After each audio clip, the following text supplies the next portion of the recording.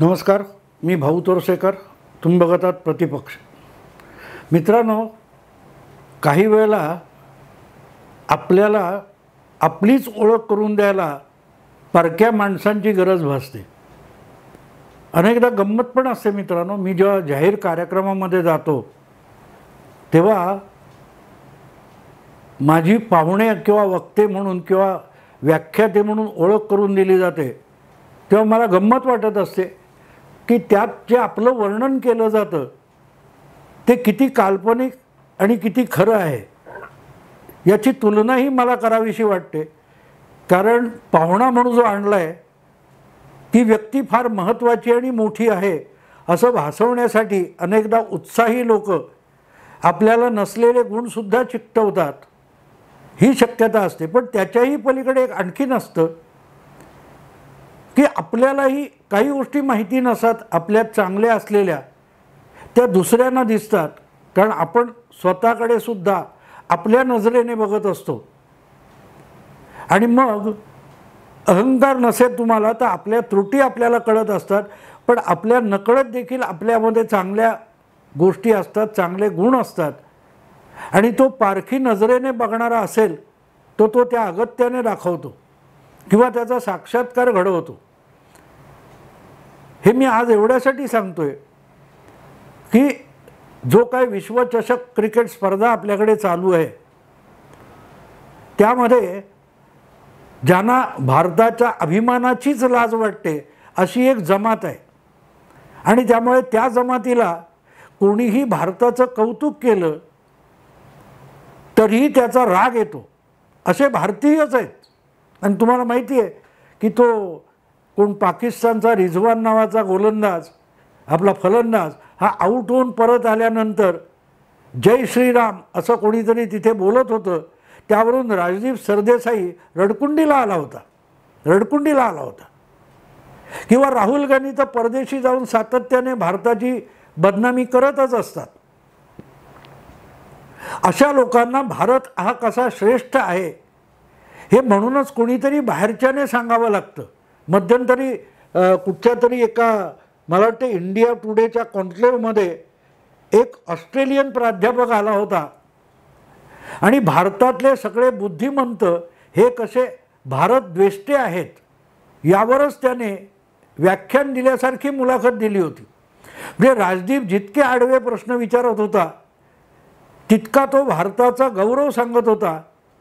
आणि राजदीपसारखी माणसं ही भारतीय असल्याची स्वतःला लाज कशी वाटतात हे सांगतात.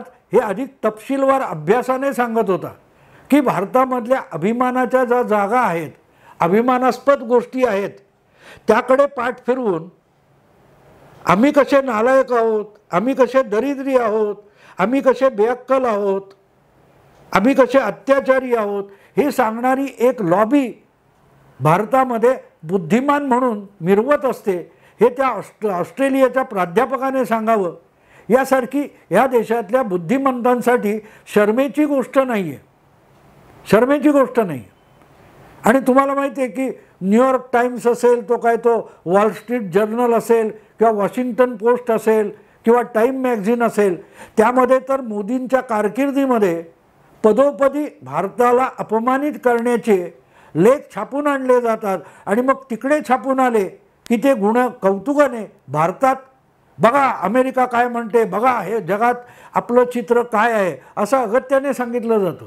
फार कशाला मित्रांनो, 5-10 वर्षापूर्वी नरेंद्र मोदी पंतप्रधान पदाच्या शर्यतीत आले होते किंवा उमेदवार म्हणून भाजपने जाहीर केलं होतं. तेव्हा त्या व्हॉर्टन स्कूल काहीतरी आहे तिथे नरेंद्र मोदींना काय ते व्हिडिओ कॉन्फरन्सद्वारे भाषण करण्यासाठी बोलवण्याचं आमंत्रण आलं होतं. तर त्याला विरोध करून त्यांना तिथे आमंत्रित करू नये, त्यांचं भाषणच ठेवू नये अशी मुस्कटदाबी करणारे भारतातलेच बुद्धिमंत होते. आणि बुद्धिमंत नव्हते मित्रांनो, 50पेक्षा अधिक भारतीय संसदेच्या खासदारांनी संयुक्तपणे, मला वाटते ओबामा अमेरिकेचे राष्ट्राध्यक्ष होते, त्यांना पत्र लिहिलं होतं की मोदींना तिथल्या विद्यापीठामध्ये भाषण करायला देऊ नका. व्हिडिओ कॉन्फरन्स द्वारे सुद्धा त्यांना भाषण करू देऊ नका. हे करणारे भारतीय संसदेतले 50 खासदार होते. इतर बुद्धिमंत संपादक सोडून द्या, तिकडे असलेले भारतीय प्राध्यापक पण स्वतः सोकॉल्ड पुरोगामी असलेले ते करतच होते. हा जो काही प्रकार असतो ना, तो बघितला की मग परदेशातून कोणीतरी आपलं कौतुक करावं याची आवश्यकता भासायला लागते. आणि असा परदेशी कोणतरी येतो. आणि दुर्दैव कसं आहे बघा, आजचा जो बुद्धिमंत वर्ग निर्माण झालेला आहे आणि स्वतःला बुद्धिमंत मानतो,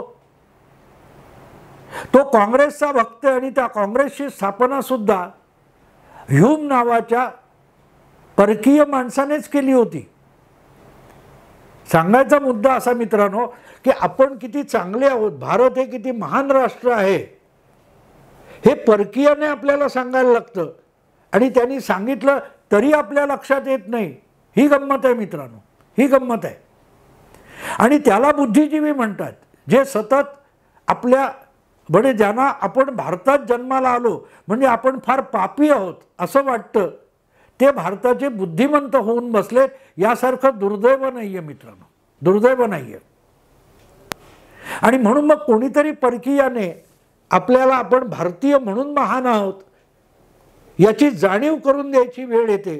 आणि जेव्हा अशी जाणीव करून दिली जाते तेव्हा त्या माणसाची पाठ थोपटावीशी वाटते, पाठ थोपटावीशी वाटते. मला आणखीन एक गोष्ट सांगितली पाहिजे. असा ह्या पुरोगामी लोकांचा एक मोठा संपादक होता, आता ते हयात नाहीत, विनोद मेहता. ते विनोद मेहता तेव्हा संडे ऑब्झर्वर नावाच्या वर्तमानपत्राच्या आकारात निघणाऱ्या इंग्रजी साप्ताहिकाचे संपादक होते, संडे ऑब्झर्वर.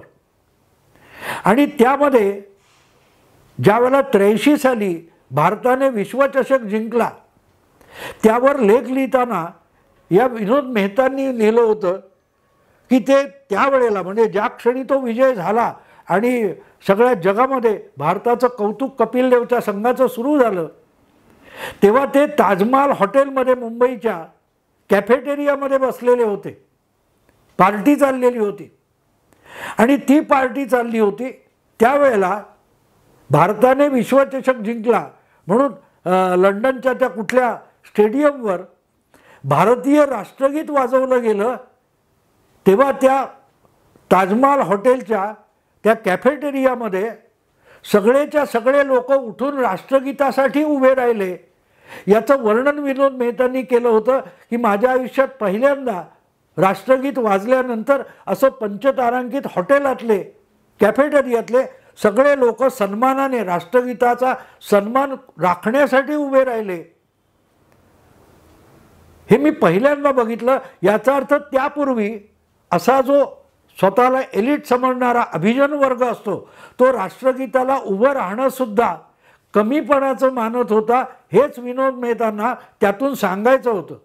मुद्दा असा मित्रांनो की दुसऱ्या कोणीतरी आपल्याला सांगायला लागतं, अरे तुम्ही महान आहात, तुम्ही फार मोठा इतिहास असलेला देश आहात, तुमची संस्कृती महान आहे, हजारो वर्षापासून जगात कुठल्याही देशाचा देश नव्हता तेव्हा तुम्ही राष्ट्र म्हणून एकत्र जगत होता.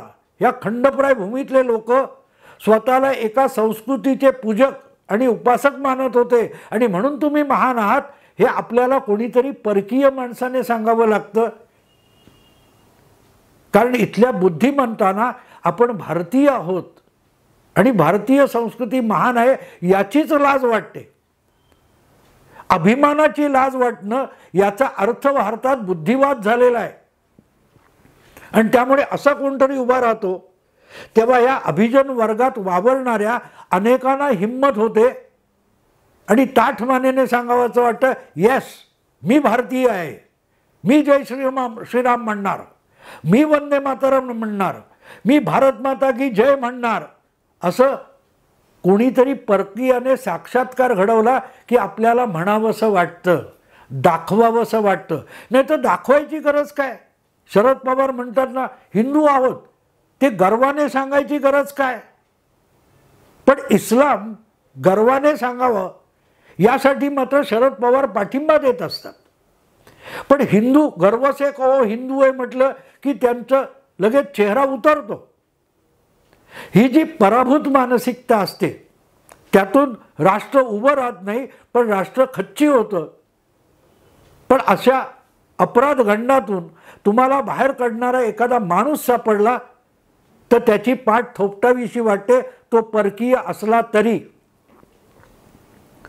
काल परवा ज्यावेळेला पाकिस्तान विरुद्ध अफगाणिस्तान अशी विश्वचषकाची मॅच होती, सामना होता, त्यामध्ये अटीतटीची अगदी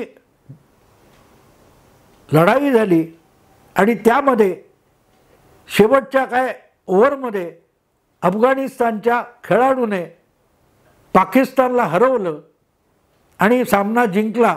तेव्हा तो तिरंगा घेऊन नाचला. त्याचं पाकिस्तानला दुःख होणं स्वाभाविक आहे, पण आपल्याकडच्याही कमी लोकांना दुःख झालं नाही. पाकिस्तानने किंवा पाकिस्तानी संघाने त्याविरुद्ध क्रिकेट परिषदेकडे तक्रार नोंदवली की भारताचा झेंडा घेऊन अफगाणिस्तानचा कोण कर्णधार नाचला. याची तक्रार केली तर क्रिकेट परिषदेने त्या राशिद खानला काही कोटी रुपयाचा दंड ठोठावला. पण त्यामुळे राशिद खान दबला नाही, नमला नाही, त्याने आपली चूक कबूल केली नाही. तो म्हणाला भारताविषयीच्या माझ्या प्रेमासाठी मी हे सगळं केलं. सामना भारतात होता आणि भारतीय प्रेक्षक ज्या पद्धतीत आमची पाठराखण करत होते, आम्हाला प्रोत्साहन देत होते, त्याची पावती म्हणून मी तिरंगा फडकवला असं तो राशिद खान म्हणाला. तेव्हा त्याने माघार घेतली नाही. मित्रांनो, आपण जे कृत्य केलं ते त्याला गैरलागू वाटलं नाही ना अफगाणिस्तानच्या तालिबान्यांना वाटलं. आज अफगाणिस्तान हा शरिया कायद्यानुसार चालणारा मुस्लिम देश आहे, पण तिथल्या राज्यकर्त्यांनी त्या राशिद खान पठाणला तू भारताचा तिरंगा का फडकवलास म्हणून विचारलं नाही. ते विचारणारे सगळे तालिबान्यांपेक्षाही कट्टर इस्लामी आपले बुद्धिमंत आहेत.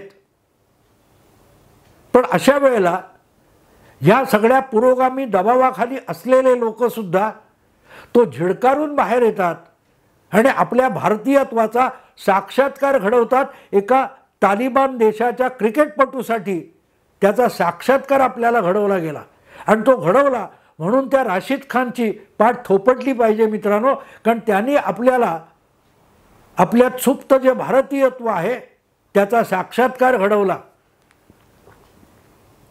कारण राशिद खान पठाणला जो दंड ठोठावला गेला त्याचा निषेध किंवा त्यावर आक्षेप भारताचे सगळ्यात मोठे उद्योगपती मुकेश अंबानी यांनी घेतला, रतन टाटांनी घेतला आणि ते म्हणाले हरकत नाही, त्याचा दंड आम्ही भरू. पण जे क्रिकेट परिषदेने केलं ते चूक आहे. क्रिकेट परिषदेने केलं ते भारत सरकारने चूक ठरवलं नाही, हे लक्षात घ्या. भारत सरकारने नाही ठरवलं. ते चूक ठरवायला भारतातली दिग्गज मंडळी रस्त्यावर आली आणि याला फार महत्त्व आहे. त्या राशिद खान पठाणने भारतातल्या यशस्वी उद्योगपतींना देखील वंदे मातरम म्हणायला रस्त्यावर आणलं, बाहेर आणलं, घरातून बाहेर आणलं. मुकेश अंबानी असोत किंवा रतन टाटा असोत, ते राशिद खानचा दंड भरायला सुद्धा पुढे सरसावले.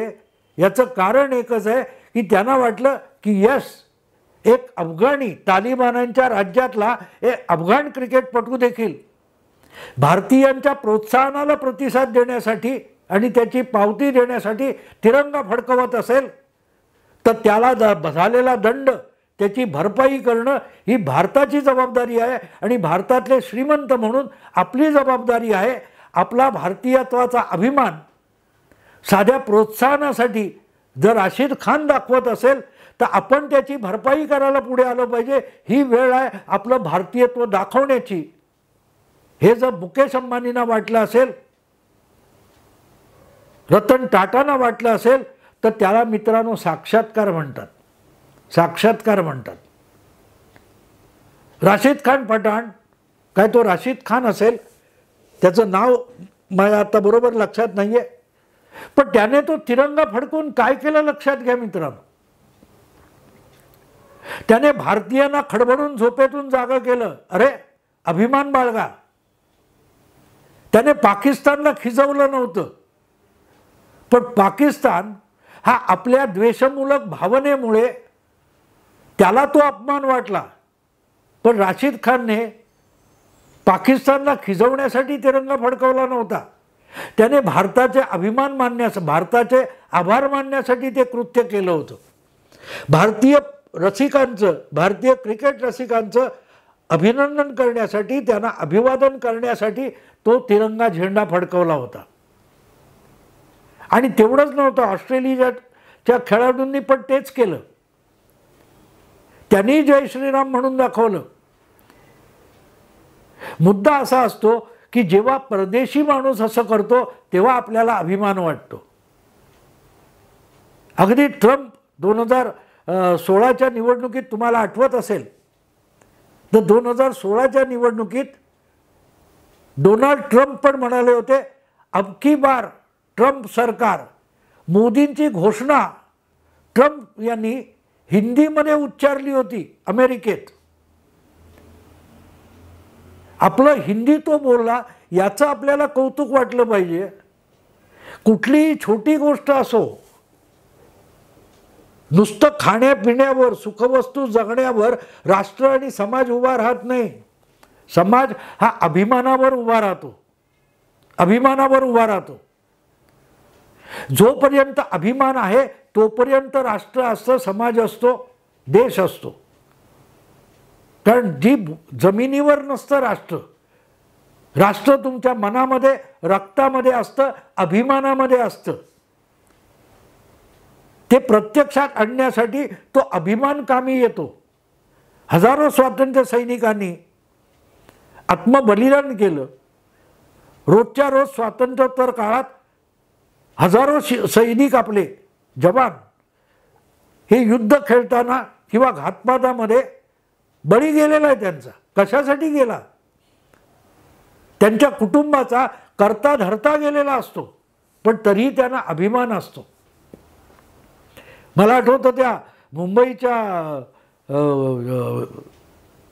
अजमल कसाबच्या हल्ल्यामध्ये त्याला पकडणारे तुकाराम ओंबळे यांच्या मुलीला लाखो रुपयांची मदत लोकांनी जमा करून दिली.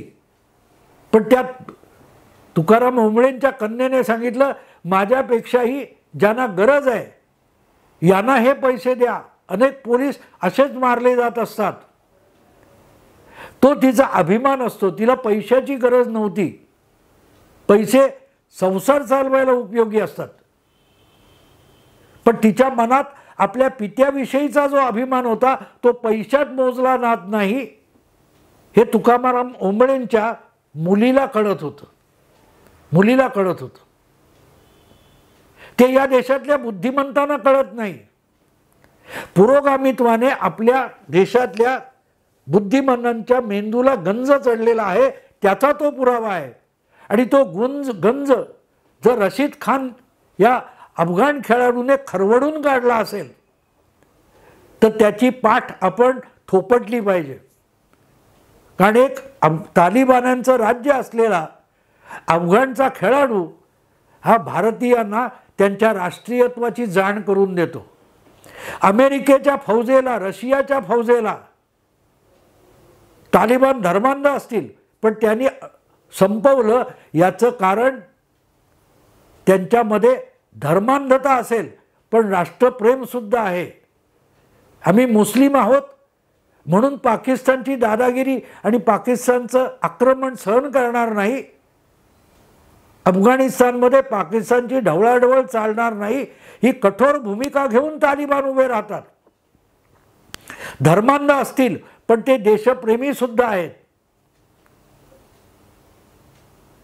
किंवा त्यांच्या धर्मांधतेकडे आपण बघतो तसं त्यांचं आपल्या देशाविषयीचं प्रेम लक्षात घेतलं पाहिजे. आणि त्यांचा खेळाडू इथे येऊन आपल्याला राष्ट्रप्रेम समजावतोय. 1-1.5 कोटी लोकसंख्येचा देश आहे. भयंकर हलाखीमधलं जीवन आहे. पण आपल्या देशासाठी जेव्हा जिंकलो तेव्हा आपल्याला प्रोत्साहन देणाऱ्या भारतीयांचं अभिवादन करावं असं त्या राशिद खानला वाटलं आणि त्यातून त्याने केलेली कृती आपल्या देशातल्या मोठमोठ्या दिग्गजांना, उद्योगपतींना, काय ते व्यापाऱ्यांना, व्यावसायिकांना, अगदी चित्रपट कलावंतांना सुद्धा भारतीयाची जाणीव करून दिली असेल राशिद खानने, तर माझ्या दृष्टीने त्याची पाठ थोपटायला आपण उभं राहिलं पाहिजे, सामान्य लोकांनी उभं राहिलं पाहिजे, त्याची गुणग्राहकता केली पाहिजे. कारण त्याने आपल्या बुद्धीवर जो सेक्युलरिझम नावाचा गंज चढलेला आहे तो खरवडून काढलाय. राशिद खान पठाणला आपण म्हणून सलाम केला पाहिजे मित्रांनो. आता इथेच थांबतो. आवडलं लाईक करा, शेअर करा, सबस्क्राईब करा. नमस्कार.